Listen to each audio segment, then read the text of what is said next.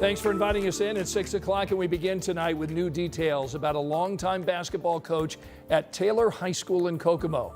Tonight, court documents reveal that Randy Sullivan, also known as Scott, had an intimate relationship with one of his players.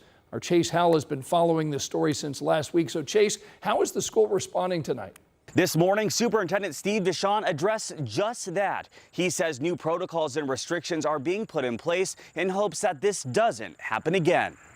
Is there a policy in place for that? Superintendent Deshawn was fielding questions from parents Friday morning, many of them concerning the safety of their children after Randy Scott Sullivan, the now former varsity girls basketball coach, was arrested for allegedly grooming and having an inappropriate relationship with one of his players. Court documents say Sullivan would always take the teenager to and from practice and school events, something Deshawn says will no longer be accepted or tolerated for any staff member to do unless there's an emergency. Practices one-on-one or lessons one-on-one will not happen at the school, so there will be no breaking out the shooting machine and taking up shots. There won't be any musical lessons that are one-on-one.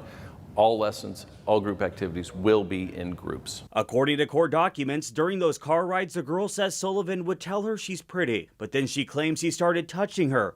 And as I learned last week, this is textbook grooming behavior. The person in a position of trust tells an inappropriate joke, and the child doesn't immediately run and tell their parents. Well, the coach knows that that's okay, or the teacher knows that that's okay.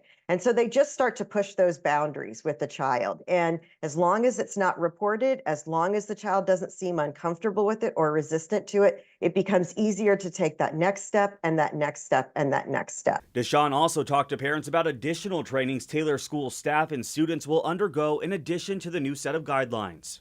We need to help students understand what is appropriate, what's inappropriate, and then we need to also let them understand the see something, say something policy that we have is a way for them to identify things that they feel are a little bit off. Parents like Mindy Fleener left the morning meeting feeling reassured that their kids are going to be okay. My children have been here forever. I went here. I do not think that it's a bad school. I think this happens everywhere. It doesn't matter whether it's our school, it doesn't matter, if it's a home, this stuff happens everywhere. That was Chase Houle reporting for us. Tonight, Sullivan is facing several charges, including sexual battery. And at last check, he's being held right now at the Howard County Jail on a $50,000 bond.